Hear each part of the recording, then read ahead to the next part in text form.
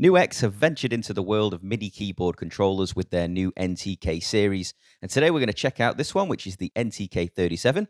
This is the smallest of the three, but it has plenty of great features, including 37 velocity-sensitive keys with aftertouch, transport control functions for easy integration with your DAW, 9 faders, and even a built-in touchpad, which I think is a fantastic feature to have on any MIDI keyboard. There is an arpeggiator, we've got a smart scale feature, pitch and modulation wheels. It has accompanying software in the NTK Editor, so you can change the functionality of the onboard controls, and plenty more that we'll get stuck into today. Hello everybody, and welcome to the channel. Now, if you are new here, do consider subscribing. There's loads of content on gear reviews, tutorials, MIDI, and all of that good stuff. So get yourself subscribed if that's something that you're interested in. Now, this isn't a paid or sponsored video, but NU-X were kind enough to send out one of these for me to check out and demonstrate on the channel. So thank you to them for sending this out. All opinions are my own, and I'll leave links down below so you can go and check these products out. Now, in this video, I'm going to be referring to this one, which is the NTK-37 I have in front of me here. But the 49 and 61 models do offer the same features, the difference being the number of keys, the additional knobs that we have on the 49 version, and then the additional knobs and pads we have on the 61. But other than those features, this video will pretty much cover everything that you need to know to get going with the NTK series. So looking at some of the spec, this NTK-37 has 37 semi-weighted velocity-sensitive keys, which do feel great, I must say. We have 9 sliders over on the left-hand side over here. We've got built-in aftertouch, which gives us the ability for more expression when we're playing. We've got 7 different arpeggiator types, 16 different smart scales, and we'll take a further look into these later on. We've got transport panel controls, so loop, stop, play, record, rewind, fast forward, and then we've got read and write for the automation as well. As mentioned, we've got pitch and modulation wheels, which again feel really good and sturdy. And to be honest, the entire device feels really well built, and it does feel like a premium product. The trackpad on the right-hand side over here does the job well, and although it can be a little clicky when pressing down, it does respond to tapping as well, so it's not much of a deal breaker for me. Other onboard features include a nice clear display screen to navigate through the onboard menu system, a large encoder knob control, which we can use to cycle through the menu. We can move left, right, up and down, as well as being pushed down to select an option. We've got a back button to move back in the menu system. The DAW and MIDI buttons will allow us to switch between these two settings, and we'll talk about these a little bit later on. There's a tempo button which is flashing, so we can use this as a tap tempo button as well if we want, and it can also change some settings within the arpeggiator as well. There's a shift button which allows us to enter and change other settings within the menu, and then we've got the octave up and down buttons which can be used to transpose as well. So plenty of features and loads of things that we can dive into in this video, and we'll take a deeper look at how this MIDI controller could be suitable for you. On the back, we've got a 5-pin MIDI output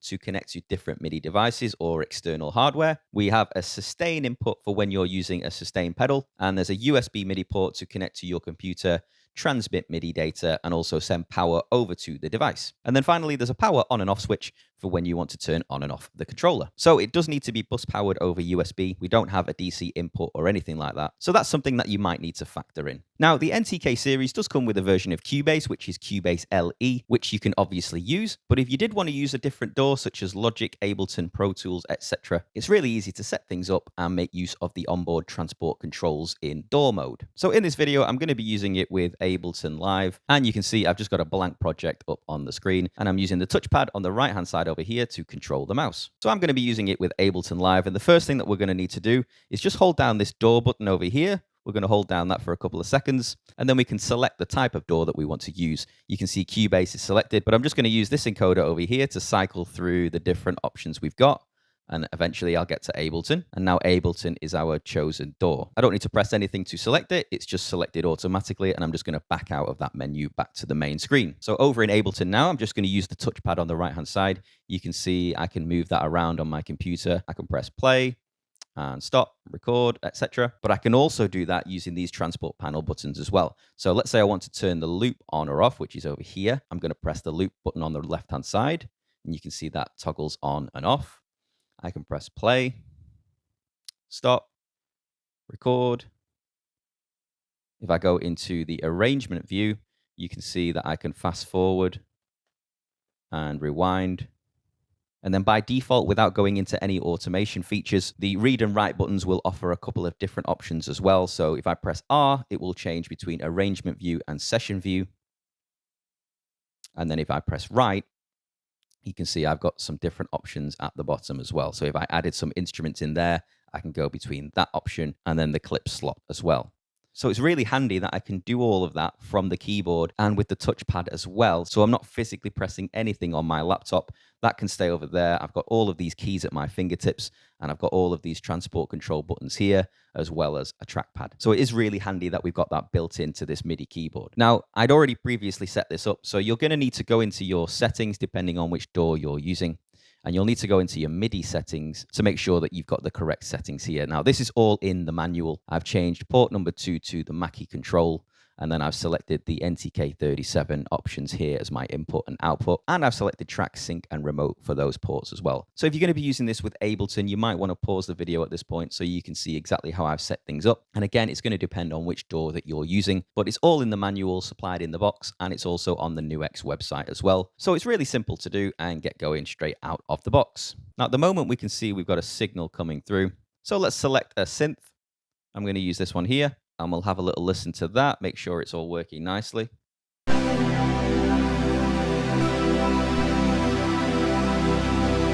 So we've got a nice healthy signal coming through into Ableton. I'll quickly demonstrate the octave up and down. I'm just going to press the C here.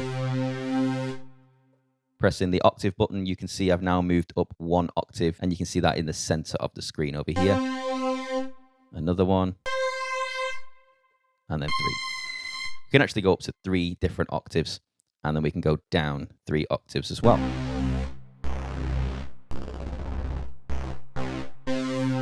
And then when it's at 0, we're back to where we were. We can also use transpose, which is just next to octave on the screen over here. And we've got the 3 letters TRS, which represents whether or not we've transposed. When it's 0, we're just back to where we need to be, which is C. And if I hold down Shift and the octave up, we've moved up 1 step from C. So now this becomes C sharp. And then D, D sharp, etc. And then you can go back downwards as well.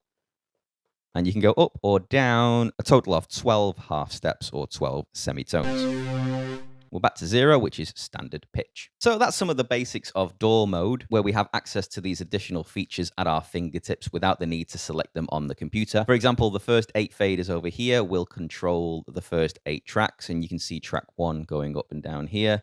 If I control fader number 3, you can see that audio track moving up and down. Fader number 4 is the same.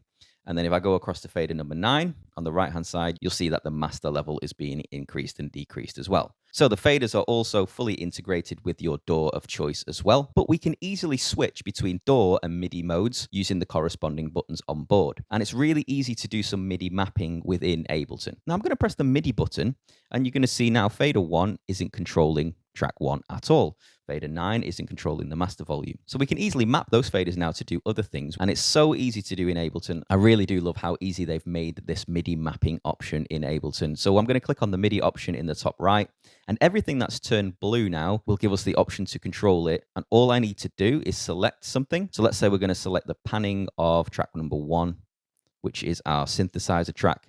And then I'm just going to move fader number 1 now. And you can see that it's now learned that fader number 1 is going to control that parameter. So coming out of my MIDI options over here, you'll see this fader now control the panning from left to right of track number 1. I can go left by pulling it down, and I can go right by pushing it up. So that's a really useful tool. So let's say I want fader number 2 now to control the filter of our synth. I'm going to click on MIDI again. I'm going to click on the filter, and I'm going to just move fader number 2. And now that's been selected. So now going into DAW mode, I can play a chord with my synth sound.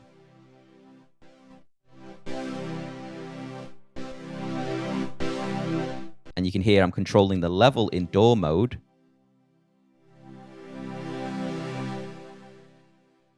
Because in DAW mode, this fader is controlling the level, like we talked about. But I can switch to MIDI mode, and now I'm going to be controlling the panning.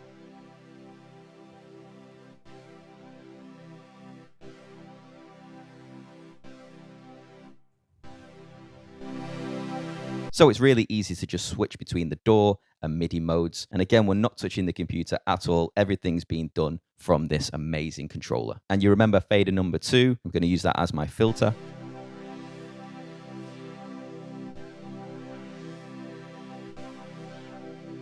So all great features built into this fantastic controller. So if we hold down the Shift and either DAW or MIDI options together, so Shift and DAW or Shift and MIDI, it gives us access to change further parameters with the faders or the knobs and pads if you've got them on your 49 and 61 versions as well. So you just need to move one of the faders. You can see it says slider number 1. The channel is set to global, so using the encoder over here, I can change that so slider number 1 will be sent on MIDI channel 13. And I'm just going to use the encoder to cycle downwards through the menu here. So you can see I've got minimum, maximum values, CC number. We can send CC number 5 on MIDI channel number 13. So now slider number 1 has been changed to those parameters, but I'm just going to go back to global and 0 like it was before. If you want to do that with slider number 2 or fader number 2, you can see now slider number 2 is selected, or number 9, etc. So you can easily go into the MIDI settings of your sliders. If you've got the 49 version, you'll have the knobs, and if you've got the 61 version, you'll have the pads as well. So you can easily change the mapping of your faders, knobs, and pads on the device itself. You can see if I hold down the Shift and back button, I've entered a bank increase, and Shift and tempo, I've entered the bank decrease. So you can change how they're going to operate, which channel they're going to be sent on, which CC values. You can see that a bank increase is CC77 and a bank decrease is CC76. So lots of ways on board to change the function of your faders, your buttons, and you can easily do that with the transport panel buttons as well. Just hold Shift and the button that you want to change, and you can easily map that to a different MIDI channel, different CC value, etc. So loads of ways to do that on board the device, and you can also do that within the editor that we'll take a look at a little bit later on as well. So that's using the Shift button to select various options within the menu system, but we can also use Shift to operate some of these onboard features. You can see we've got different arpeggiator options, we've got the smart scale, and we've got different note values that we can set for when we're using the arpeggiator. We've got different velocity sensitivity options here, and then we've got different MIDI channels, and we can control all of these by just holding down the Shift button. So let's take a little look at the arpeggiator. You can see we've got on the main screen scale and ARP. You'll see the ARP will now turn white when I turn it on. I'm going to hold down Shift and press C#. The arpeggiator option is now switched on. So I'm just going to turn it off first of all. You'll hear I'll play a C chord. And now if I press Shift and C#, the arpeggiator is now turned on, and when I hold down C, we can now hear a pattern being arpeggiated between those 3 notes.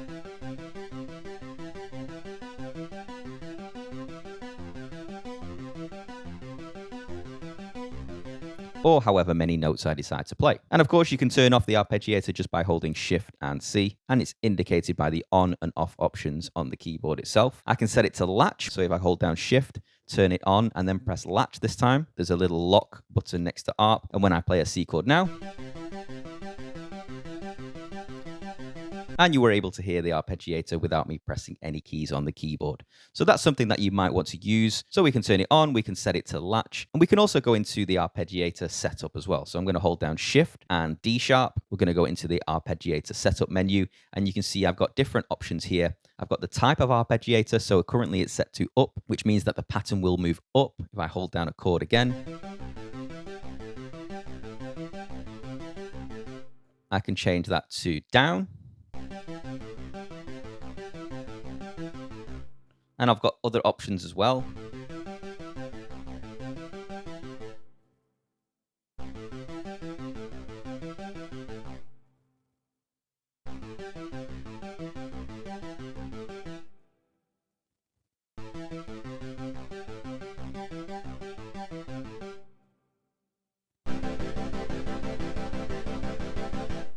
So below this, using the encoder, I'm just going to move down. You can see I've got octave here set to 0. So that's just going to simply play the pattern using the notes that we play. So if I move up to octave 1, it's now going to play the pattern using the notes that we play and the octave above as well.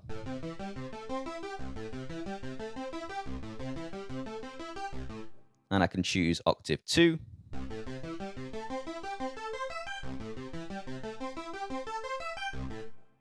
And octave 3. And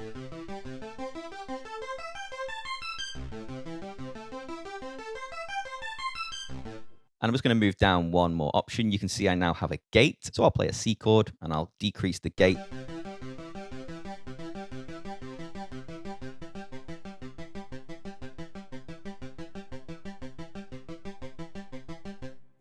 and then I'll increase as well.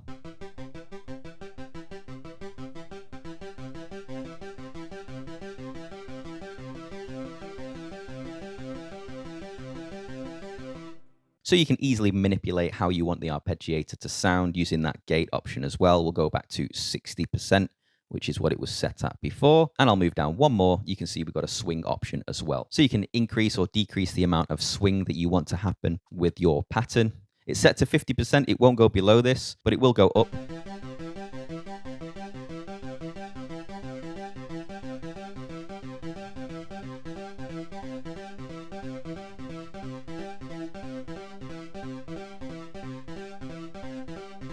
So you might want to use that somewhere between 50 and 75%, depending on whether you want to add some swing to your arpeggiator pattern as well. If I change the tempo, you can see now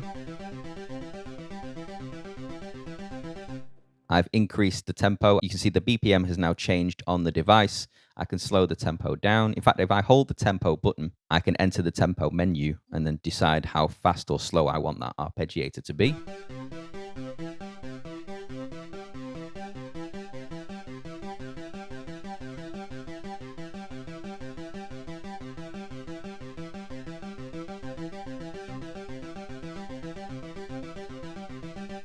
And you can use the tap tempo button to do that as well. It goes up to 240 beats per minute,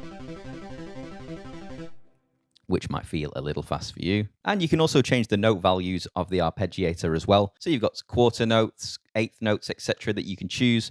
So hold down Shift. I'll select quarter notes.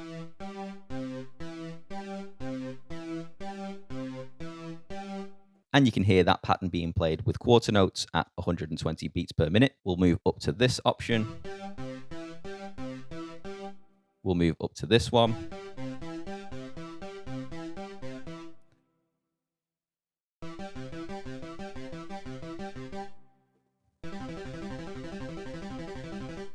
And you can easily change between those options on board as well. So you just hold down Shift and select whichever type of note that you want to be played using your arpeggiator pattern.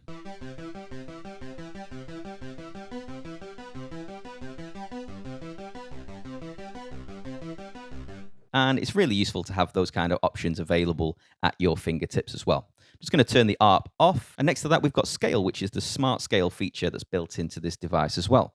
So I'm going to hold down Shift, and this time I'm going to hold down the F key, and we turn on the smart scale feature. Of course, if you want to disable it, you're going to hold down Shift and E, and then it goes off again. Now, if you're not sure what Smart Scale does, it gives us the option to be able to select a certain key and a certain scale type so that when we're playing on the keyboard, we are only hearing the notes available to us in that particular key or that particular scale. So that could be something that you might take full advantage of. We're just going to hold down Shift and Set Up, and you can see the key we're in is C, and it's currently set to chromatic, which means that we're just going to hear all of the chromatic notes on the keyboard as we normally would. Of course, I can use the wheel to change to a different key. So let's go to the key of F. So instead of using the chromatic notes again, we can cycle through the menu. You can see I'm using F major, Dorian. I've got modes available as well. I've got lots of different scale types that I can choose, but today I'm just going to choose F blues. So that means that all of the notes I'm going to play on the keyboard now, you will hear only in the F blues scale. So I'm going to go back into Ableton. I've just selected a different keyboard sound over here, so you can hear something a little bit more melodic. If I play the notes from F,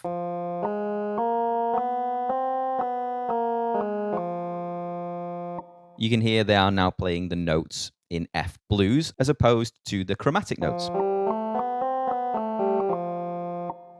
So now you can hear the blues notes. So now we can hear all of the notes using the F blues scale. You can hear F and E are now the same pitch because those notes are available in the F blues scale that we're using. And then what happens now beyond C?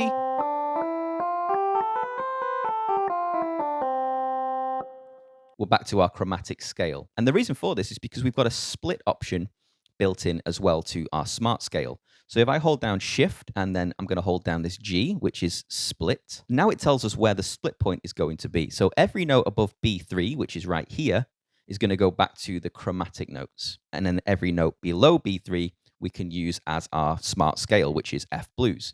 But let's say you want to change that. Let's say you want it to be B4. Well, we're just going to cycle all the way up to B4, and that means now B over here will be the split point. So all of these notes will be used in F blues, and then all of these notes above, if I press the octave up as well, all of those extra notes, I can use as the chromatic notes again. So basically you can split the keyboard to use between your smart scale type and a standard keyboard if you like. So let's just hear that again.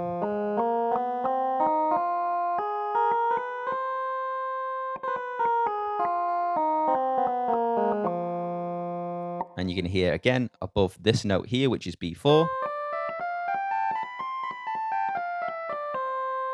We're back to those chromatic notes. I can cycle that all the way up to C6, which is the highest note we've got available on the keyboard, and that means the entire keyboard can be used in that smart scale type, which is F blues. So a great feature to have, and you've got loads of ways to customize that however you want to use it. Now, saving presets doesn't take any effort at all. In fact, parameters are automatically saved, so you don't even need to do anything. And you can save up to 16 scenes or 16 presets. So we're going to make some changes to this particular preset, or this scene, I should say, as it's called on the device. If I hold down the MIDI button, you can now see an option to change between different scenes, and we've got 16 different scenes available, which effectively is just 16 different presets and 16 different ways to have things set up on the device. So let's say in scene number 1, we want to use up to octave number 2, and we want to change our split point. So let's go and change that, and we're going to set that all the way up to C6, and that means we can see the split point of C6 and octave plus 2 in scene number 1. I've not pressed anything to save, but if I hold down the MIDI button and now change over to scene number 2, you can see we're back to B3 and octave is set to 0. If I move back to scene 1, it's saved those settings that we changed before. So you can easily change between the scenes or different presets that way. So let's say in scene number 2 now, I want to use 3 octaves below. I want to set my transpose up 3 for whatever reason. I want a different tempo. Let's go for 240. And now when I go and hold the MIDI button down, I can go back to scene number 1, which are the settings we had first. And then I can go back to scene number 2, which are the settings we've just made. So really easy to just save different scenes or different presets within the device itself. And as mentioned before, you can also configure the MIDI presets to change which channels that you want the sliders, knobs, and buttons to be sent on. So you just hold down Shift and MIDI, and you can change the different channels, you can change the different CC values. You just need to select whichever fader, the knobs, the pads, the buttons that you want to select, and you can go in and easily change how they are going to function. And again, once you've done all that, it saves automatically within that particular scene. Now, you can also configure things exactly how you want with the faders, knobs, pads, and buttons with the user preset option. Simply change the DAW mode to user. So let's hold down DAW. And at the beginning of this video, we selected Ableton because that's the DAW that we're using today. But if I go all the way across to user and I hold down Shift and DAW this time, we can change between Mackie, HUI, and CC commands for each of those faders, buttons, etc. as well. So this allows you to customize this controller in many more ways and gives you the option to set things up exactly how you want. Now, to enter the global settings, we're going to press Shift and the encoder together at the same time. And now we've gone into the global settings menu. And here we can change the MIDI channel that we're set to, which is channel number 1. And using the encoder, you can select which of those MIDI channels that you want to use. We can set a program change message to be sent out as well. We've got options for MSB, most significant byte, and least significant byte as well. We can select between the 9 velocity options when playing on the keyboard. We can change how the MIDI out is being used. So it's currently set to keyboard and USB, but you can change that to just USB. You can set it to keyboard or turn it off completely. And then moving down, we've got aftertouch. We can have the aftertouch feature on or off, and we can also disable the touchpad as well if we wanted to do that. So that's everything within the global settings. Finally, we've got the NTK software as well, which you can download from the NU-X website. Simply just follow the installation instructions and then connect to your device, and we can send and retrieve data. So let's say you make some changes to the settings here, CC values for this particular button, etc. You can send that over to the device, or you can retrieve from the device if you've got certain settings that you've already made within the NTK itself. You can switch between the scenes. So here's the 16 scenes that we talked about before. So I can select scene number 2, and we had some different options to our octaves and transpose for scene number 2. and then scene number 1. So dead easy to just switch between the scenes. You can change the CC values for all of your transport panel buttons here, and then change whichever channel that you want to send them on. You can change the CC values amongst other things as well. You can do that with the sliders. This is the NTK-37, so I don't have options for the knobs. I don't have options for the pads as you would do on the other models as well.